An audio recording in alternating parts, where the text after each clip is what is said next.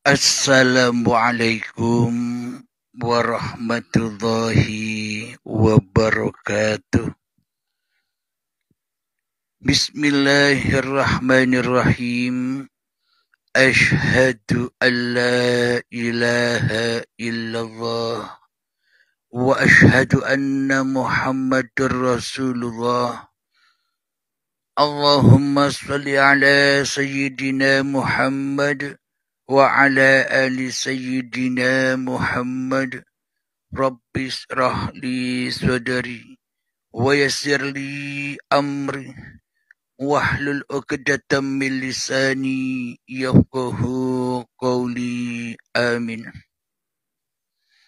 Bismillahirrahmanirrahim. Salam hormatku, salam ta'zimku buat para sahabat-sahabatku tercinta, baik yang ada di dalam ataupun yang ada di luar negeri. Semoga kita semua senantiasa di dalam kebahagiaan, di dalam kehidupan di dunia maupun akhirat ini. Amin ya rabbal alamin. Sebelum kita awali kajian di pagi yang indah ini, marilah kita awali dengan menggemahkan di dalam nyawa, di dalam jiwa, di dalam hati, di dalam roh, dan di dalam kehidupan ini dengan kalimah thayyibah.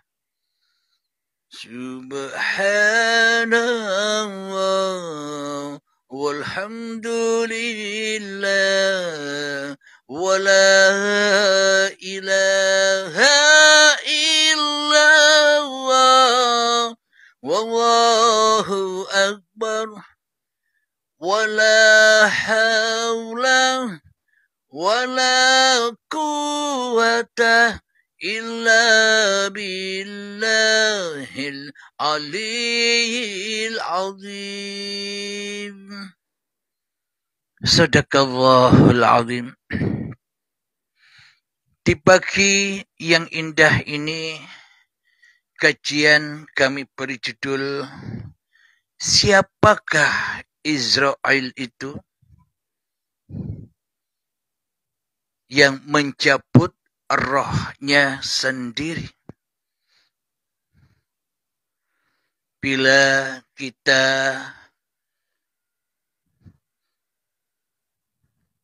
memandang dengan sudut pandang syariat, selama ini diceritakan tentang malaikat Israel, yang mana malaikat Israel tugasnya mencabut nyawa.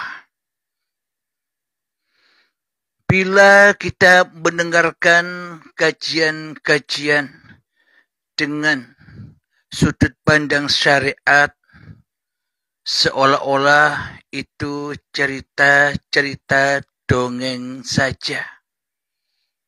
Dongeng yang harus ada sosok-sosoknya, dongeng yang harus ada cerita-ceritanya, karena kajian syariat itu yakni keluar dari hati kita, yakni di luar diri. Itulah babakan syariat yang penuh dengan dongeng-dongeng belaka.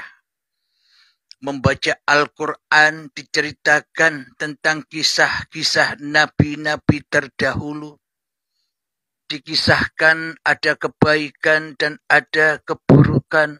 Semua itu hanyalah dongeng-dongeng belaka, cerita-cerita belaka. Bila yang dikaji masih kulitnya, masih yang di luar diri. Jadi mengkaji malaikat itu seakan-akan ada sosok-sosoknya yang besar, ada sayap-sayapnya, semuanya hanya ilusi angen-angennya manusia, ora weruh dewe. Hanya angen-angen Why? Kenapa? Karena hatinya tidak bertuhan, melainkan mentuhankan karepe dewe. Karena kita mentuhankan hawa nafsu kita sendiri, karena kita selama ini mentuhankan iblis dan setan, jadi mengangan-angankan semua cerita yang ada di dalam Al-Quran dengan angan-angan dewe.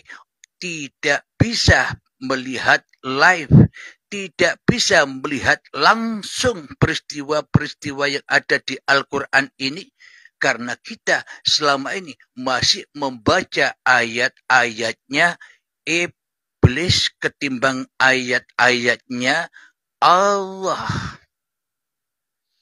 Kenapa kita membaca ayat-ayatnya iblis meskipun kita kelihatannya membaca Al-Quran? Kita membaca ayat-ayatnya iblis, kita memaknai Al-Quran dengan hawa nafsu kita sendiri. Memaknai Al-Quran hanya sebatas syariat saja, dongeng-dongeng saja. Karena selama ini kita belum suci, karena selama ini kita belum muslim, karena selama ini kita belum kembali kepada Allah, maka takkan pernah tahu apa yang dikisahkan di dalam Al-Quran itu. Karena semua hanyalah dongeng-dongeng belaka, kisah-kisah masa lalu.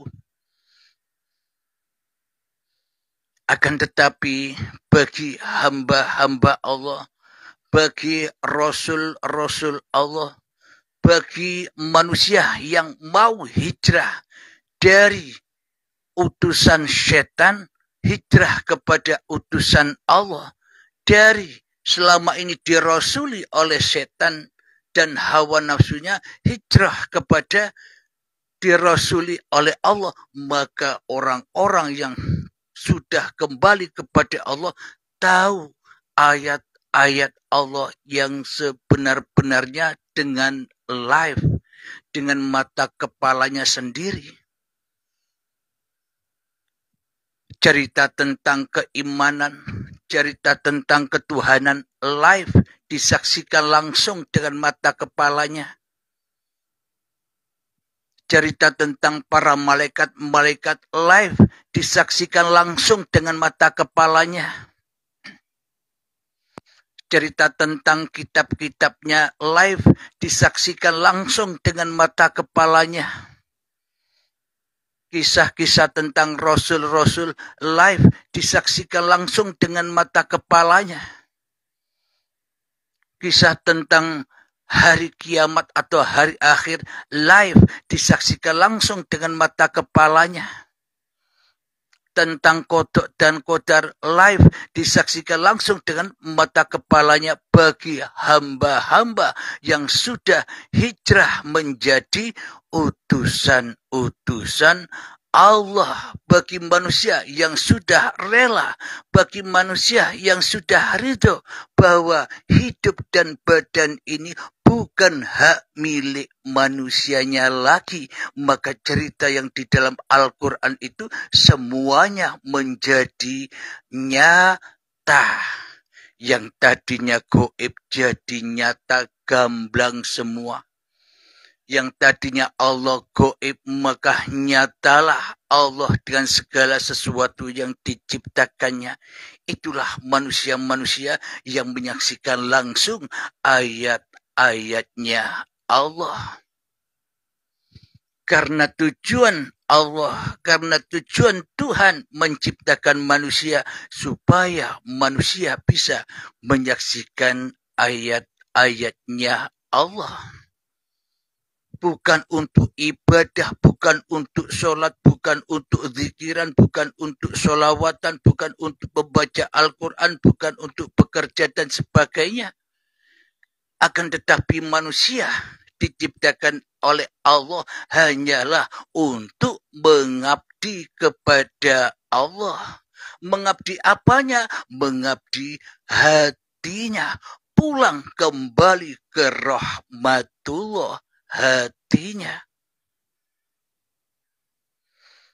Akan tetapi berhubung kita semua selama ini salah pengertian, salah di dalam beriman, salah di dalam bertuhan, salah di dalam mengabdi, akhirnya kita salah jalannya, salah Tuhan, karena kita sudah lama disesat-sesatkan oleh iblis dan setan yang selama ini kita ikuti, yang selama ini kita sembah di dalam hati kita yang berasa lebih wujud, lebih daripada wujudnya Allah, yang merasa lebih hidup daripada hidupnya Allah, yang merasa lebih berkuasa daripada kuasanya Allah. Inilah bukti bahwa kita selama ini jadi hambanya iblis. Inilah bukti bahwa kita selama ini jadi rasul-rasulnya iblis. Inilah bukti bahwa kita selama ini jadi utusan-utusannya iblis. Inilah bukti bahwa kita selama ini menjadi pesuruh-pesuruh iblis, nyembah iblis, selalu menyaksikan ayat-ayat hawa nafsunya sendiri, yang selalu menyaksikan ayat-ayat dirinya sendiri daripada menyaksikan ayat-ayat Tuhan yang telah menciptakannya. Bismillahirrahmanirrahim. وَمَا خَلَقْتُ الْجِنَّ وَالْإِنسَ إِلَّا لِيَعْبُدُونَ. Tidak aku ciptakan jin dan manusia hanyalah untuk mengabdi kepadaku. Jadi mengabdi banyak diaplikasikan dalam tiap-tiap diri manusia sesuai angan-angannya, sesuai hawa nafsunya untuk mengaplikasikan tentang sebuah pengabdian ini. Ada yang mengaplikasikan sebuah pengabdian lewat sholat, ada yang mengaplikasikan tentang pengabdian ini lewat ibadah-ibadah dan sebagainya. Jadi selama ini kita salah mengaplikasikan sebuah persembahan, salah di dalam mengaplikasikan sebuah pengabdian kepada Tuhan.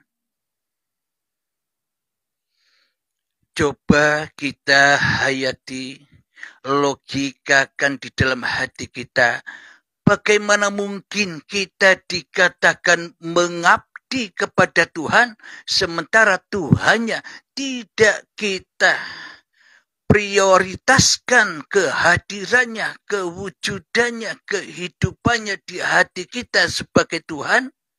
Malah kita mentuhankan diri kita sendiri di dalam hati kita dan mentiadakan dan menggoibkan Tuhan yang telah menciptakan kita selama ini.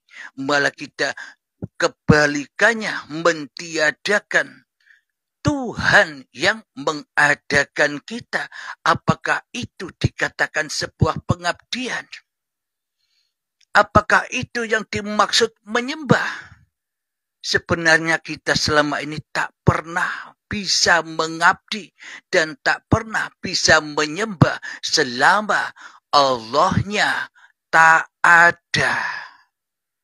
Selama Allahnya gaib. Berarti kita selama ini mengabdi kepada siapa? Berarti kita selama ini menyembah siapa? Kita mengabdi dan menyembah selama ini hanyalah kepada Inna syaitana lakum aduwwum mubin. Sesungguhnya iblis dan setan itu adalah musuh yang sangat amat nyata bagimu. Coba kita lihat, coba kita hayati, coba kita saksikan di dalam hati kita siapa yang wujud. Bila yang wujud hanyalah diri kita, itulah tanda kita ini sebagai setan yang selalu mensekutukan Allah dengan mentiadakan Allah di hati kita. Dengan menggoibkan Allah di hati kita, kita selama ini merasa jadi Allah, merasa jadi Tuhan, merasa menjadi penguasa, tapi kita selama ini disesatkan oleh iblis dan setan supaya kita tidak sadar bahwa kita selama ini selalu syirik, selalu mensekutukan, selalu menyerupai Allah di dalam hati kita supaya kita tidak menyadari itu semua. Itulah hebatnya iblis dan setan untuk menyesatkan manusia.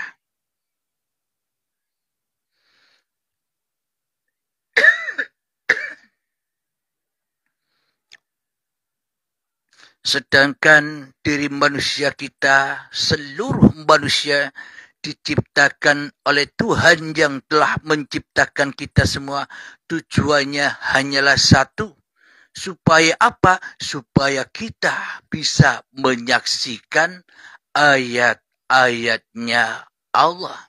Supaya kita bisa menyaksikan Tuhan. Hanya itu kita diciptakan di dunia ini, yakni hanya untuk kembali kepada Tuhan, tidak kembali kepada setan, tidak kembali kepada hawa nafsu dewe. Itu salah jalan, itu salah akidah, itu salah agama, itu salah Tuhan.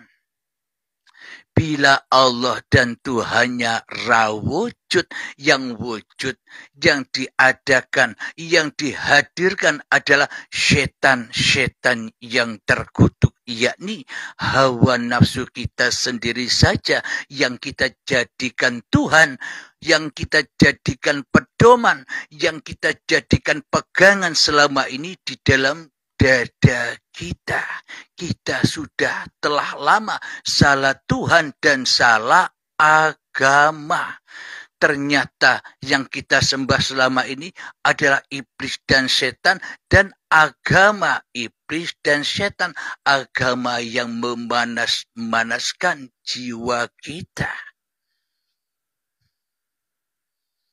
Jadi bertuhan dan beragamakan Allah iblis supaya iblisnya dengan mudah mengadu domba manusia untuk dibentar-benturkan lewat akidah, lewat agama yang berbeda-beda, supaya iblis dan setan mudah mengadu kita dengan manusia yang lain. Kenapa? Karena kita penganut dan pengikut iblis dan setan itu sendiri. Jadi kalau kumpul dengan setan dan iblis, ya panas semua hati ini karena kita kumpul di dalam jahanamnya Allah yang berbahan bakar badan dan hati yang keras melebihi kerasnya batu. Itulah jahanam, kumpul iblis dan setan, beragama, agamanya iblis dan setan, agama yang sombong, yang merasa mulia daripada agama yang lainnya. Alhamdulillahirabbil alamin. Jadi untuk kembali kepada tema, siapakah Israel yang mencabut nyawanya sendiri? Marilah kita lanjutkan Alhamdulillahirabbil alamin. Mari kita buka di dalam Al-Quran surat Al-An'am.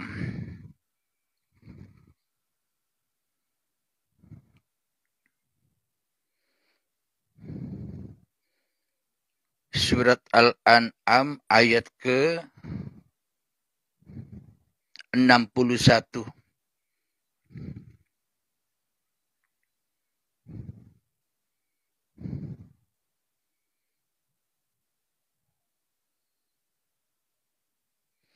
Bismillahirrahmanirrahim. Wa huwal qahiru fawqa ibadihi wa yursilu alaikum hafadha hatta idza jaa ahadakumul mautu tuwaffat rusuluna wa hum la yufarritun. Yang artinya, dan dialah penguasa mutlak atas semua hambanya, dan diutusnya kepadamu malaikat-malaikat penjaga, sehingga apabila kematian datang kepada salah seorang di antara kamu, malaikat-malaikat kami mencabut nyawanya, dan mereka tidak melalaikan tugasnya. Shadaqallahul Adzim. Siapakah malaikat-malaikat itu? Siapakah gerangan makhluk-makhluk yang suci ini? Malaikat-malaikat itu, makhluk-makhluk yang suci ini adalah manusia yang sudah kembali fitrah kepada kesejatian hakikat diri sejati manusianya yang tak ada. Diri manusianya yang tak wujud, diri manusianya yang tak hidup, diri manusianya yang tak berkuasa lagi, maka seluruh manusia, maka kita yang sudah di alam yang demikian, sujudlah kita ke dalam kepada Adam. Maka ketika kita sudah baiat, bagi teman-teman sahabat yang sudah berbaiat, sudah tunduk sujud kepada keadamannya, sujud tunduk kepada ketiadaannya, sudah tunduk sujud kepada kegoibannya. Itulah yang disebut malaikat yang suci bersih dari hawa nafsu, sehingga hawa nafsunya menjadi mutmainnah, menjadi tenang, damai di dalam kesujudan keadaman diri malaikatnya. Jadi malaikat-malaikat itu tak merasa dirinya ada di dalam hatinya. Kenapa? Karena sesungguhnya tak ada malaikat itu kecuali Allah. Sama halnya dengan para nabi dan rasul. Kelihatannya wujud nabi dan rasul itu secara syariatnya, akan tetapi secara hakikatnya nabi dan rasul itu tidak wujud diri manusianya di dalam hatinya kecuali wujudullah, kecuali la ilaha illallah. Apa buktinya? Buktinya sudah diabadikan di dalam Al-Quran. Muhammad, bukan kau yang melempar, akulah yang melempar. Muhammad, bukan kau yang memanah, akulah yang memanah. Muhammad, bukan kau yang membunuh saat di dalam peperangan, akulah yang membunuh. Allah maha membunuh, Allah Maha menghidupkan, Allah Maha mematikan, Allah Maha menyesatkan, Allah Maha menunjukkan. Itulah kesempurnaan Allah sebagai Tuhannya seluruh alam semesta ini. Jadi siapakah sejatinya Israel itu? Selama ini kita jadi Israel tapi tak sadar. Ayo coba kita hayati, kita tafakur setelah kita latihan hening. Kita lanjutkan lagi. Sebelum kita lanjutkan lagi, kita melatih untuk menghening-heningkan diri kita di hati kita, memalam-malamkan diri kita di hati kita, menggoib-goibkan diri kita di hati kita, supaya nyata Tuhan yang telah menciptakan kita. Bismillahirrahmanirrahim. Mengheningkan cipta, mulai, silahkan.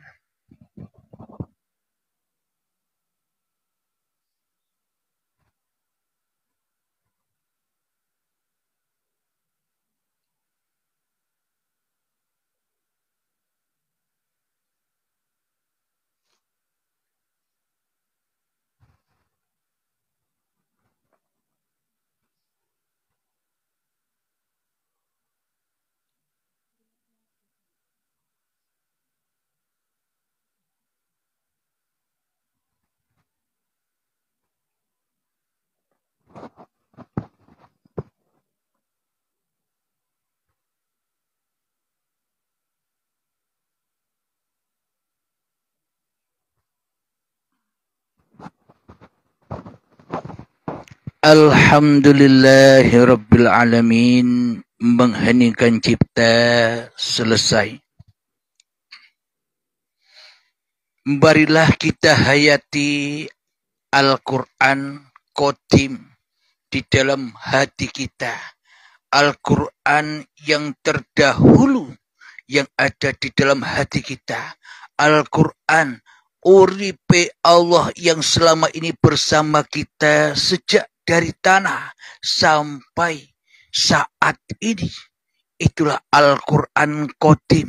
Bila kita masuk ke dalam diri, maka nyatalah cerita seluruh apa yang ada di alam semesta ini, dan semua cerita yang ada di dalam Al-Quran akan nampak jelas sejelas-jelasnya, jengleh nyata.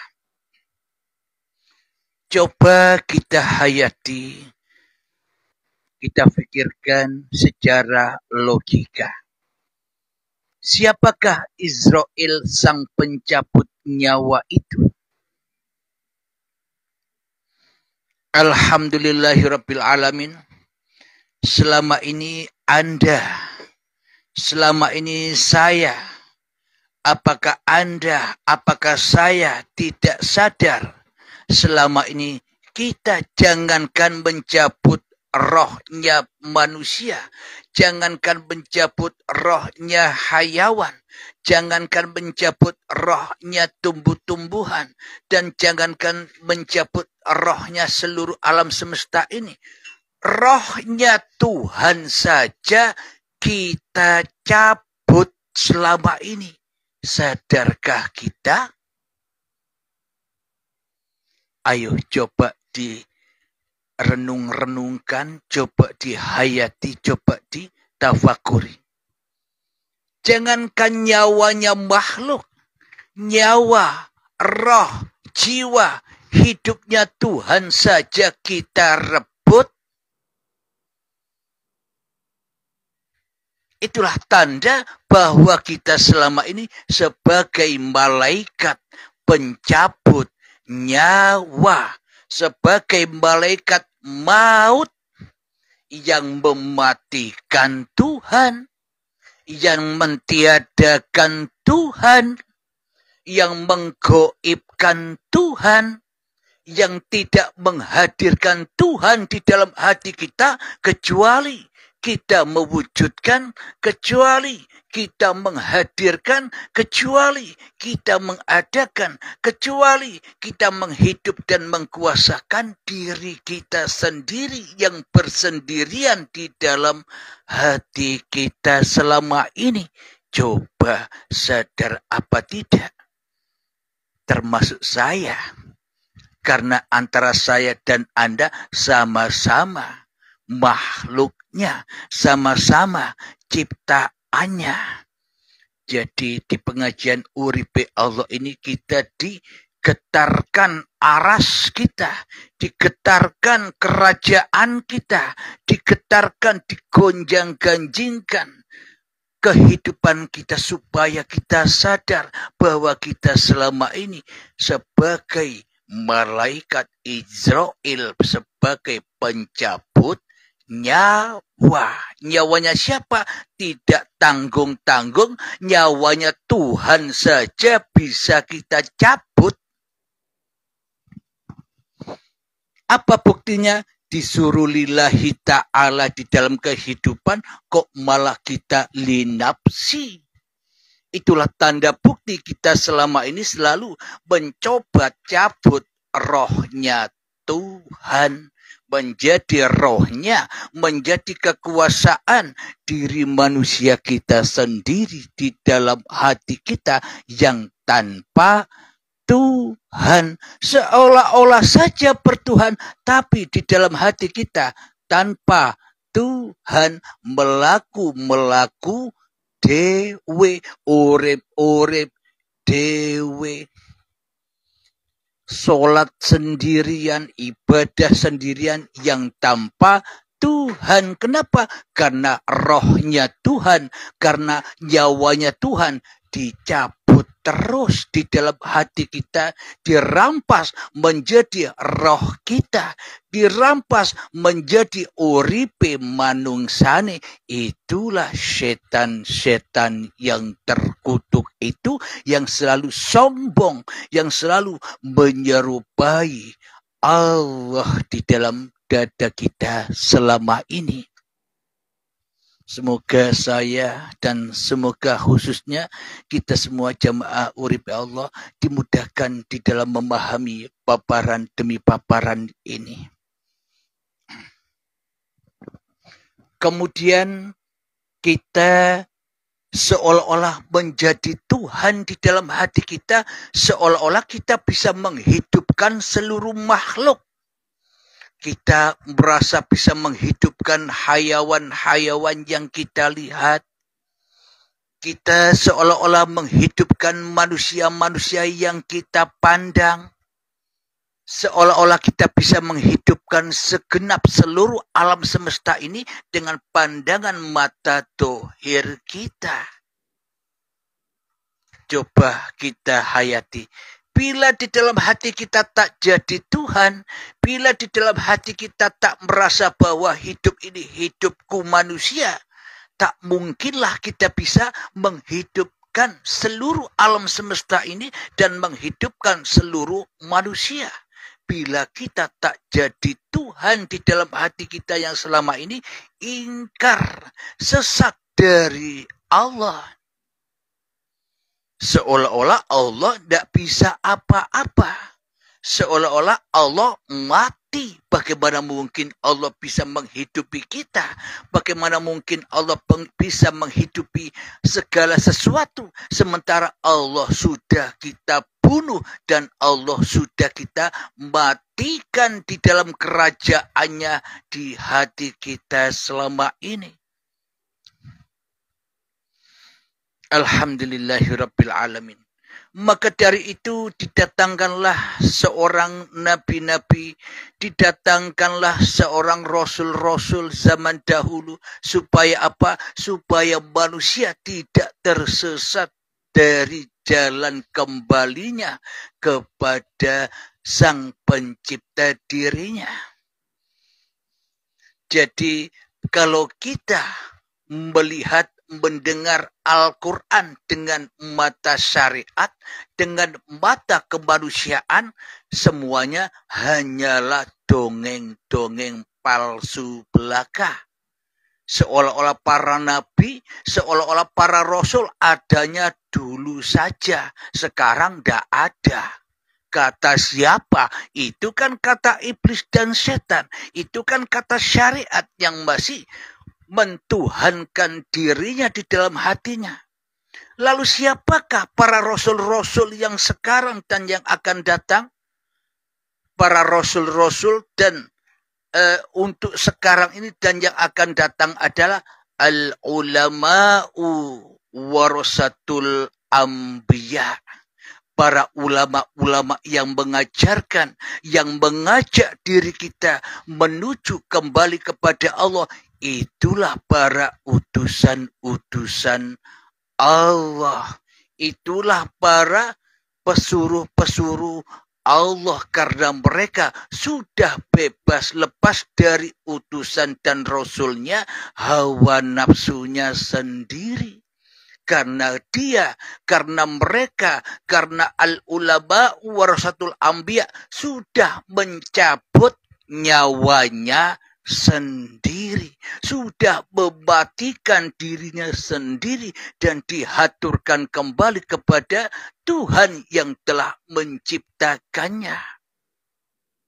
Jadi siapakah malaikat Israel itu? Sekarang Anda sudah mulai mulai paham siapakah sesungguhnya Israel itu. Jadi malaikat Israel itu malaikat yang suci, malaikat yang rela, ridho, mencabut nyawanya sendiri ketika sudah dicabut nyawa seluruh alam semesta.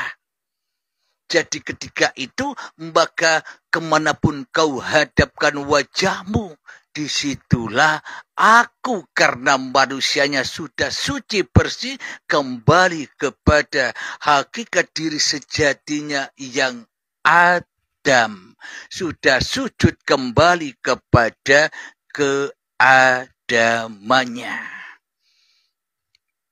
Jadi bila Al-Quran itu dikaji dengan hati, dikaji dengan Al-Quran Qadim, maka semua itu bukan dongeng, tapi semua itu memang nyata kewujudannya di dalam hati kita, Al-Quran itu.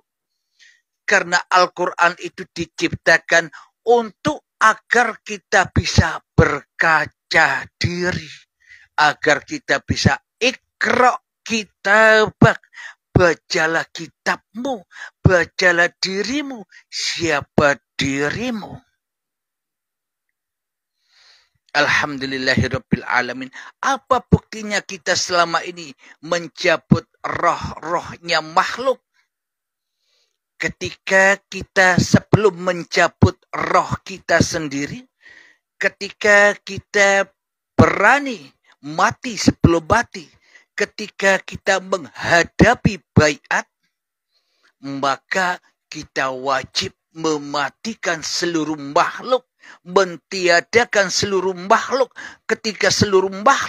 Ketika seluruh segala sesuatu sudah kita matikan, yang terakhir kita mencabut nyawa kita sendiri. Kapan? Kita selama ini belajar hening, itulah kita belajar mencabut nyawa kita sendiri. Semoga bisa dipahami ya, sahabat-sahabatku, termasuk saya pribadi, semoga dipahamkan oleh Allah Subhanahu wa Ta'ala. Karena ilmu yang seperti ini bukan ilmunya manusia. Tak mungkin manusia bisa menjelentrehkan tentang rahasia ketuhanan kecuali Allah sendiri. Ketika manusianya sudah luluh lantak kerajaan manusianya, ketika manusianya sudah sujud kepada keadamannya, kepada ketiadaannya, maka hanya Allah lah yang memerankan, hanya Allah lah yang memegang kendali sandiwara alam semesta ini. Semoga saya khususnya dan kita semua diberi petunjuk dan diberi hidayah supaya cepat-cepat kembali kepada Allah lewat pintu baiat lewat pintu kematian, mencabut rohnya sendiri. Sakit ya sakit, sulit ya sulit, butuh perjuangan, butuh pengorbanan, butuh meninggalkan segala sesuatu untuk menuju sesuatu yang telah menciptakan kita. Alhamdulillahirabbil alamin. Sebelum kita akhiri kajian pertemuan kita di pagi yang indah ini, marilah kita kemahkan salawat dari mintaf'ul bala. Allahumma salli ala sayyidina Muhammad wa asghili zalimin bizalimin. Allahumma salli ala sayyidina Muhammad wa ashghili zalimin bizalimin